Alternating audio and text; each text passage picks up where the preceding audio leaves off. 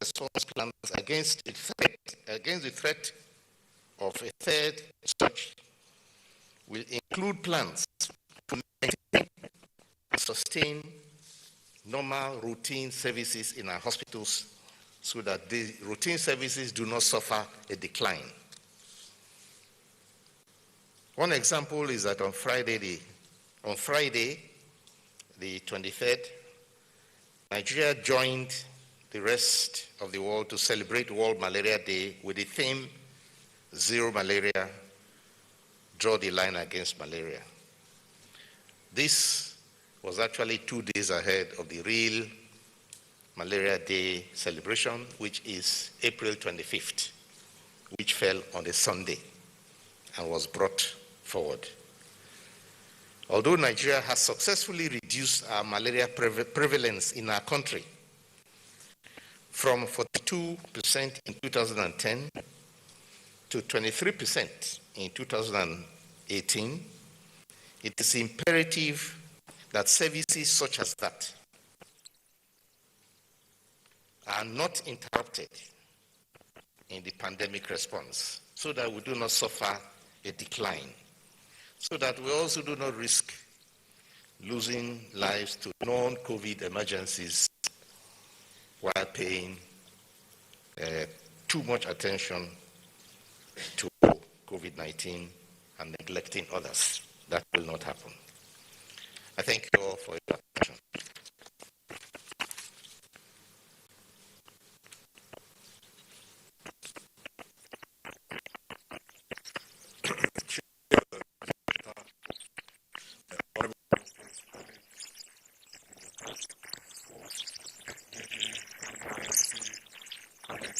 Victim Support Fund, gentlemen of the press, good evening. Good to see you again. Let me start by really thanking some of you that joined us for the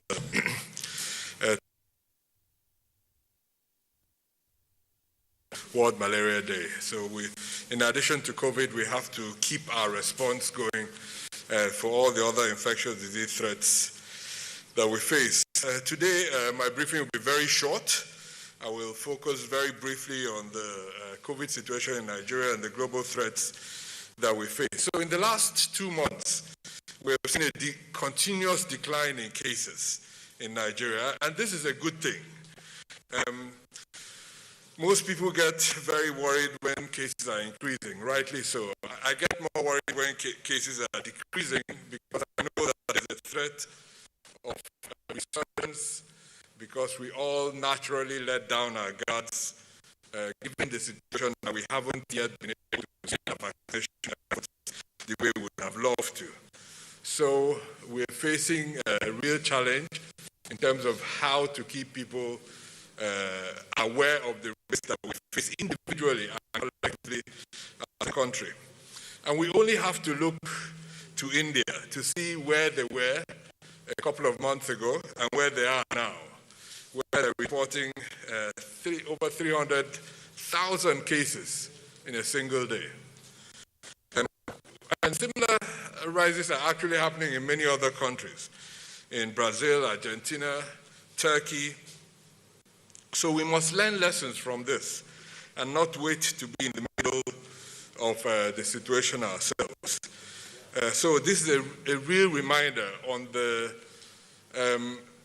smartness of the virus that we're dealing with, its ability to mutate, to change, for new variants to emerge, which then drives increase in cases. The reality is that the introduction of measures such as travel bans, we are contemplating some of those at the moment. No decision has been taken, but none of that will be effective if we don't go back to some of the basics ourselves. COVID-19 is definitely more likely to transmit when we gather, when we don't wear masks. The importance of masks has become so much more understood now than in the beginning of the outbreak. So we must sustain these our efforts. It's very difficult. It's hard to say the same thing every week we come up here. But the reality is that if we look around our country, in our families, in our churches, in our congregations. We are just not doing what we need to do anymore because we look at the numbers every day, we see them coming down, we think that the risk is over. And that is exactly what people thought in India 2 months ago, exactly what they thought. And now they are where they are. You can see the pictures on TV yourselves every night. So across the country, all of us have resumed our large gatherings, weddings, parties, markets. Barely do you see anyone wearing a mask. Hand-washing booths have disappeared. People have gone back to business as usual. So really, if there's only one thing I want to say today is please appeal to all of us to come back to where we used to be for just a bit longer. The price that we could potentially pay will be incredible if we lose the very fragile gains that we have had. Please, this pandemic is not over. It is not over. I'm really appealing to all Nigerians to keep these measures in place. The pre- and post-travel testing for people returning are very important. And these people that come back and don't adhere to the quarantine restrictions of staying at home are members of our families. And when they go out after returning, we keep quiet about it. So it's part of our responsibility to hold ourselves, our colleagues, our brothers, sisters, responsible for their actions when they come back from travel, and insist that they don't go around mixing until they have stayed and tested and turned out negative and gone back. We have several new tools that we're using. One of the most important ones are the antigen-based rapid diagnostic test kits. We're trying to deploy this into everywhere people gather, large workplaces, schools, camps, hospitals, and we have used this critically at National Youth Service camps, and today we'll have a donation you'll hear about very soon from the Victim Support Fund that will enable us continue to use this in subsequent groups of NYC camps that will continue to happen over the next few months. So with all these tools, we have to implement them diligently. So also today, really to appeal to state governments across the country to reinvigorate your response. Please don't drop the ball. Work with us. We're there to work with you. Also appealing to the media, please keep airing those messages you've been airing over the past year. Don't take them off your screen just yet. Keep those messages live. This is not over. So there are still very many difficult decisions to be made. There's a lot more that we can do as individuals across the country to keep the momentum. Unfortunately, we have to. We really don't have a choice. If not, we'll get back to where we were. So to start concluding, in recent weeks, in addition to the actual response to the COVID pandemic, we have been building up our health security architecture across the country to make sure we're better prepared and better have the resilience to respond if we need to. 2 weeks ago, I was privileged to be in Owerri with the Honorable Minister of State for Health, Senator Mamora. We opened a brand new treatment center in FMC Owerri with an adjunct lab. We've been doing this in many centers across the country, building up our infrastructure so that when we do have cases, not only of COVID, but any other infectious disease, we're better able to respond, better able to accommodate our patients. We're also in Bayelsa with the Honorable Minister for Health last week for a health summit, which included a whole new thinking around health security in Bayelsa. So I'm excited that many state governments are now taking the challenge of actually redesigning their own capabilities so that they prevent the lockdown that happened. We have started a new intermediate field epidemiology training program and a new public health emergency management program. So building the people, the human resources that we need to keep Nigeria safe now and for the long term. So finally, pandemic fatigue is not unexpected, but we must not forget that where we're coming from and where some other countries are at the moment. We cannot afford another large outbreak in Nigeria. So please take responsibility, adhere to these things. It's difficult, it's tiring. We want to get back to life as usual, but we just can't. My brother, the ED of NPA-CDA, will just update all of us on vaccination rollout efforts. We have a supply challenge. We're working very hard to solve that, but until we get our coverage higher and get everyone with 2 shots of the vaccine or 1 shot of the Johnson & Johnson when we get it, we just can't afford to let down our guard. So please, Nigerians, work with us. Let's keep this going for a while longer to keep the country safe. Thank you.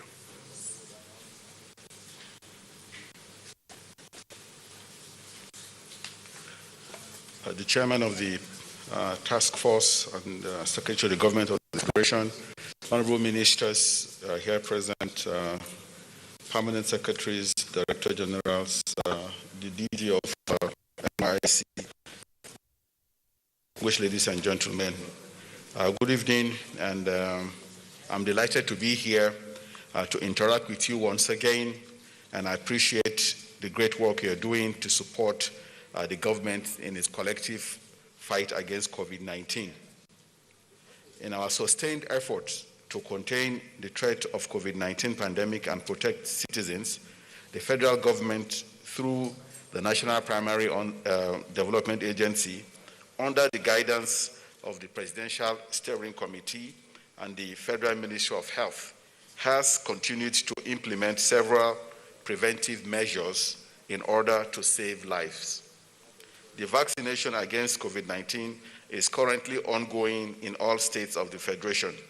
Our collaboration with health officials and other stakeholders at the national, state, local government, and community levels in the vaccination exercise has yielded substantial results. I am pleased to inform you that as at April 26, 1,173,869 Nigerians, representing 58.3% of the eligible persons targeted in this current phase, have received their first dose of the AstraZeneca vaccine. Notwithstanding the above successes, we are aware of the global scarcity of COVID-19 vaccines due to high demand, especially in countries where the vaccines are being produced. We therefore anticipate a delay in vaccine supply to Nigeria, which may also affect and impact the remaining phases of the vaccination campaign. However, in response to the anticipated delay, the federal government has rationalized the vaccination exercise by preserving 50% of the available doses of the vaccines for administration of the second doses. Each state of the Federation, including the FCT, are currently administering only 50% of their allocated doses of the vaccines. The remaining 50% will be administered to clients who had earlier received the first dose, and this will be scheduled between 8 to 12 weeks from the date of the first dose. Data from this exercise are being uploaded and updated by states on the electronic management platform. Furthermore, the federal government has signed off to receive up to 29.8 million doses of the Johnson & Johnson COVID-19 vaccine through the African Union platform. We are also expecting deliveries of vaccines through the COVAX facility by the end of May or early June 2021. By this time, we would have completed the process of administering the second doses of AstraZeneca vaccine to those who got the first dose. In the meantime, NAFDAC is continuing discussions with manufacturers and examining their vaccines in anticipation of the emergency use listing from the World Health Organization. We hope that these will mitigate the negative concerns about the delayed deliveries of AstraZeneca vaccines, thereby ensuring the sustained supply of vaccines for smooth and continued vaccination exercise.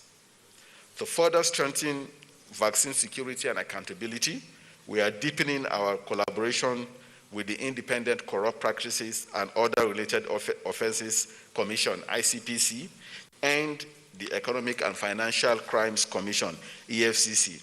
Our partnership in this regard is also aimed at further curbing cases of vaccine mismanagement and other anticipated sharp practices at the vaccination sites.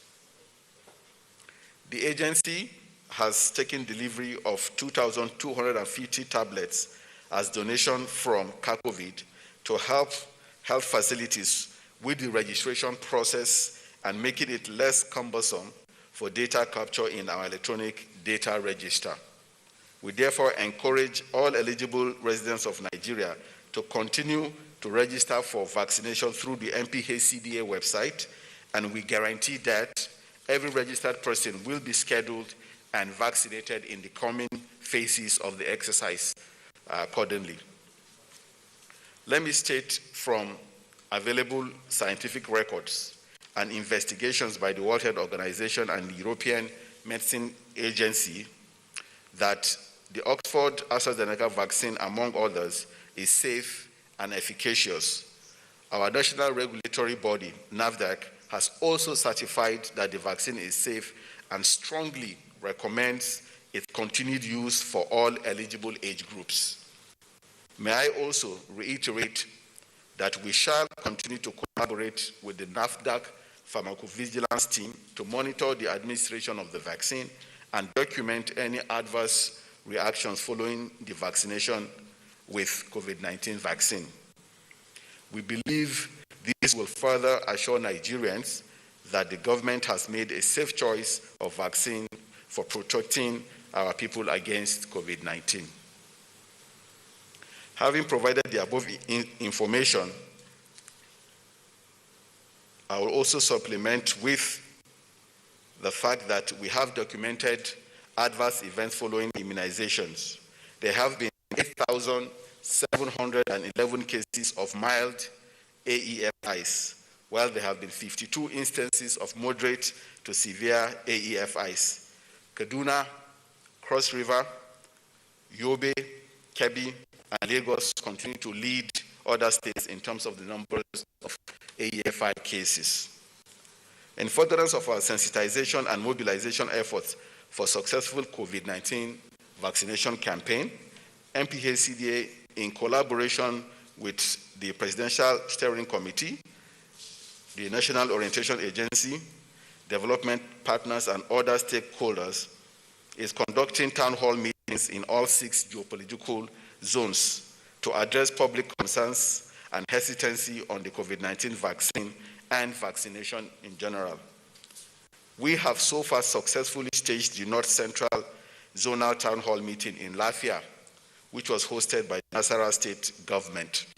The event is scheduled to be replicated in the remaining zones in the weeks ahead. During the recent town hall meeting, health experts took turns to further educate and sensitize Nigerians on the benefits of vaccination as a means of protecting themselves, their families, and their communities.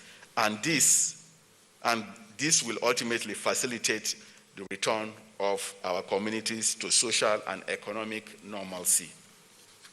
Gentlemen of the press, I will therefore enjoin you to prioritize the sensitization and education of the general public on the benefits of the COVID-19 vaccines through your media for attainment of success in the COVID-19 vaccination campaign and other public health interventions. It is evident that our collective efforts to protect Nigerians against COVID-19 is so far yielding positive results, and we must sustain the momentum in order to achieve our desired goal of a healthy citizenry. Thank you immensely once again for your time and attention.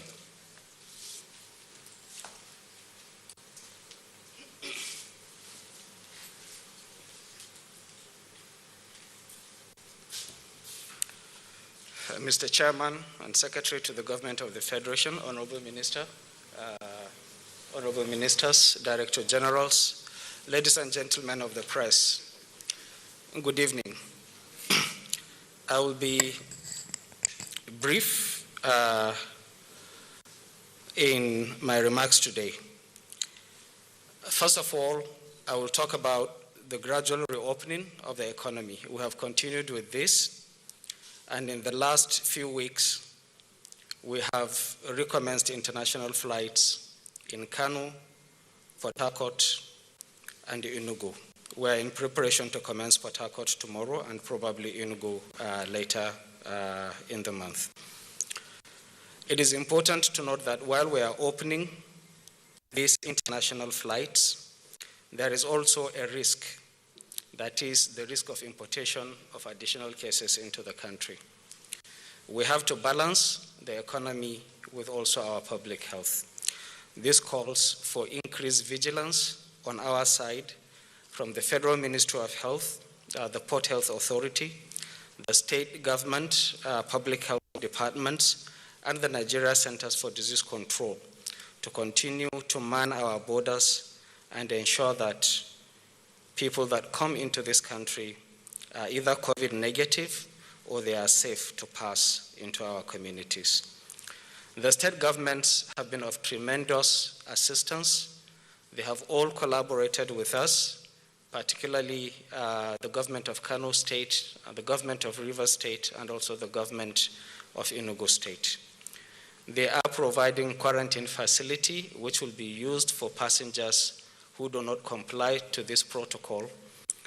And they are also providing additional security as well as logistics for transport of conveying passengers from the airport to the quarantine facility.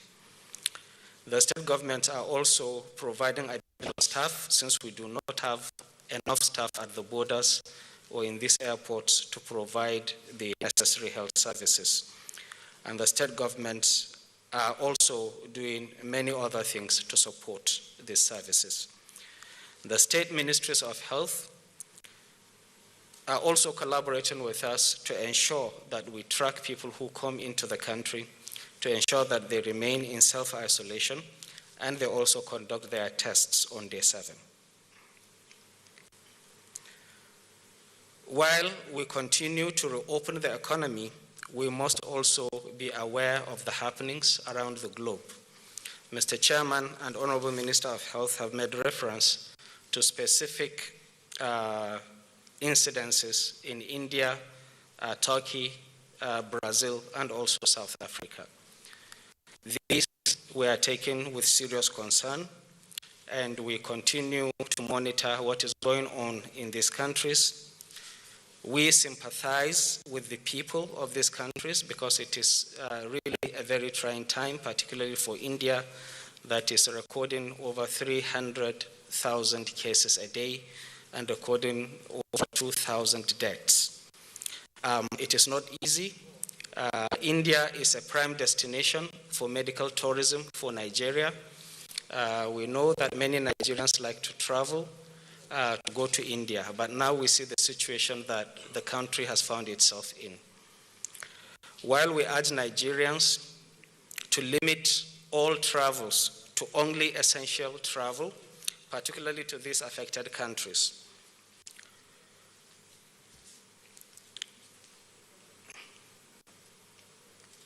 we will continue to urge Nigerians to also comply with public health measures that are put in place and to continue to ensure that we comply with the regulation. We are now, for the Muslim Ummah, we are in the month of Ramadan, and very soon we will commence Salah celebration. Let us remember that COVID-19 is still here with us, and we have to take all the necessary precautions to ensure that we remain safe and we also protect our loved ones. We must continue to use face masks in public places. We must continue to ensure that we avoid overcrowding in areas. As a reminder, let us also know that our guidelines regarding public spaces still apply. Owners of public places such as supermarkets, malls, event centers are also enjoined to adhere to this compliance. Enforcement will continue to be observed, and will continue to monitor these places for violations. We're not saying this just for saying it, but it is important looking at what is going on around the globe to ensure that we protect our country. The fact that the number of cases in this country are not rising does not mean that we are immune or we are completely protected against COVID-19. The third wave, the way we see it going on now, it's only a matter of time. It is not a matter of if, but really a matter of when it is going to occur. And therefore, these measures that have been outlined, we must continue to ensure that we comply and make sure that we protect our public and our communities. I urge the state governments to continue to show ownership by demonstrating increased testing, supporting staff, and also ensuring that isolation facilities are in place. ICU centers have been set up across the country. It is our duty and responsibility to ensure that we maintain these facilities as functional as we can. In the area of staffing, we must continue training of medical officers, other health workers, to ensure that when the need arises, maintain a database so that when the need arises, we are able to utilize them effectively. Finally, I want to thank the media for all the work that you've been doing in providing the necessary communication and educating Nigerians on the need to ensure compliance to these directives. Thank you very much. We thank you, the head of Secretariat, for that report. Let us run a report from the DG NTA, Captain Musadhu.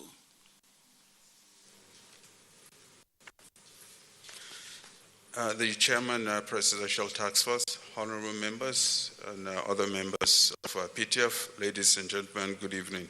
A very short brief on aviation this evening. As regards to the issue of Emirates Airlines flights, resumption of their flights to Nigeria, the Presidential Steering Committee deliberated extensively on this matter, and the gap has been significantly closed between the position of Nigeria and UAE. They've actually met some of our requirements, and we're just waiting for one confirmation, and very shortly an announcement will be made on the outcome. Very shortly, hopefully within the next 48 hours, we'll make an announcement on that. The second issue is in the opening of more airports in Nigeria for international flights. 3 airports, Kano, Port Harcourt, and Enugu, were cleared by PTF to resume international flights. Kano has resumed. Port Harcourt is almost there. Just a few things to close there. In the next couple of days, we expect Port Harcourt to be released for the resumption of international flights. Hopefully in a couple of weeks, Enugu, Akanibiam International Airport, Enugu will join the list, making it a total of 5 international airports, all the 5 international airports in Nigeria resuming international operations. Thank you. We thank you too, DG NTA. If you've noticed one thing, almost all the speakers today have commended gentlemen of the press for reporting rightly on the activities of the Presidential Steering Committee.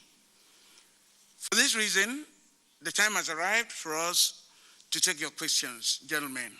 So I now invite Amaka from Arise.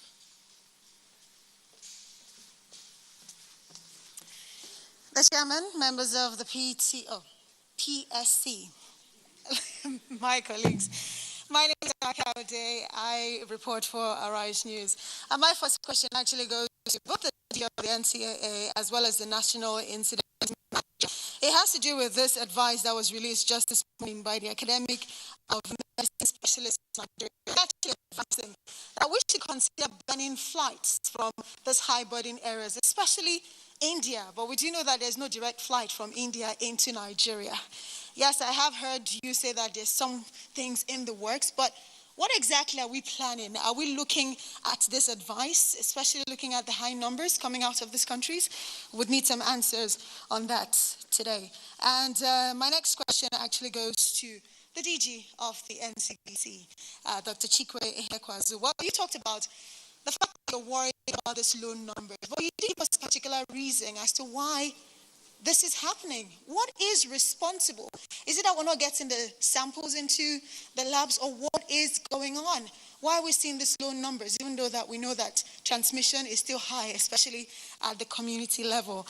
And the next question goes to the primary health care, Dr. Faisal Shawai. Well, you have talked about the fact that there is that advice for states not to exceed 50%. But I can tell you, some of them have actually given out more than 50% of their doses. So how do you intend to augment, the second doses for those states that have given beyond, the first dose?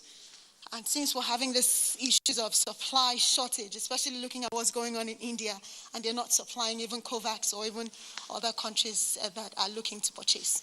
Thank you.